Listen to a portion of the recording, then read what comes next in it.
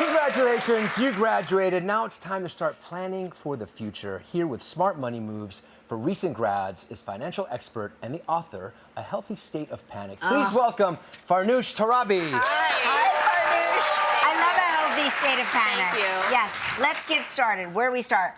Our child graduates. Yeah. We're the child. We've graduated. We have our college degree. Now what?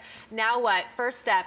Budget loudly. Yes. So there's this place called TikTok. You may have heard of it. Yeah. So a lot of trends on TikTok, and one financial trend that I'm really, really excited about is called budgeting loudly, or loud budgeting. What does that mean? So basically it means that if you have a financial goal, and when you're out of college, you've got bills, potentially you have student loans, so it's important to prioritize that and to share that with your friends. If they're like, hey, let's go to the brunch, go skiing, and that's gonna set you back financially, say, hey, I can't make it because I'm prioritizing my student loans. Because normally we save in silence. So this is giving us permission, young people, to save out loud. And you know, TikTok is not the only place where this is popular. Science also backs this up. So research shows that when you share your savings goals, what happens? You become accountable to them, and also, you are more I bet likely. You can infect your fellow friends with saving. Don't be afraid to share this because your Right. friends will want to participate too. Yeah, what about student loans?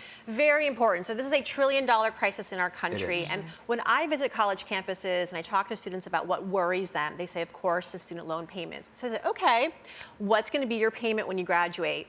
Silence. Nobody knows. So first thing, if you're worried about your student loans, talk to your lender, and this is a great time to do it. Now that you've graduated, you have time, usually a 6-month grace period before those loans kick in.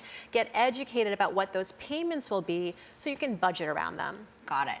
Okay, so what about kids who need, not that we have any of these, what about kids that need reminders to make their payments? First of all, not just kids need reminders, right? Like, I'm busy, we all could use this advice to automate your financial life. So I'm talking your bills, your savings, your investments. And the thing about the student loans is that when you automate your student loans, which means you hook up your checking account to your lender, you get to get a reduction on your interest rate. So you automatically save on the interest. It's a win-win. Very, very smart. All right, cool. We need to take a little break. When we return, we'll talk about one of the biggest financial regrets and how to avoid it. Stick around. We're back with financial expert Farnoosh Torabi, and we're talking about financial strategies to set grads up for success. So what about investments? Should grads invest? I think so. Look, looking back on my own life, and so many adults looking back, they're like, oh, the biggest financial regret. We didn't start earlier because there's this myth that you have to wait until you're rich before you can invest. But I'll say, look, with just $10 a day, you put that in the US stock market, which you can do through your employer's retirement account or opening up a Roth IRA, and you do $10 a day in the US stock market over the duration of your career, which for most people it's average 40 years starting in their 20s. You're talking $700,000. And eventually you can do more than $10 a day. So I just want to bust that myth. If you have like a graduation party, if your parents throw a graduation dinner, the relatives come, they always give you a little money in an envelope. You know, you can say, you transfer this to my IRA. You can do that now. You can, and so this is just one of the biggest regrets, and I just want to bust that myth. What's the last piece of advice? So the last piece is just to stay curious. You know, and what I mean by that is to take ownership of your financial life. Don't wait for a miracle or the lottery. I know I did when I was in my 20s. I was like, just one day when I get the big payday. Your financial life starts now. Even if you don't have a dream job, even if you're living with your parents, the accountability starts today. And good news now versus when I was starting out, so many resources, books, podcasts. I have a podcast. Yeah, your podcast is great, by the way. Thank you.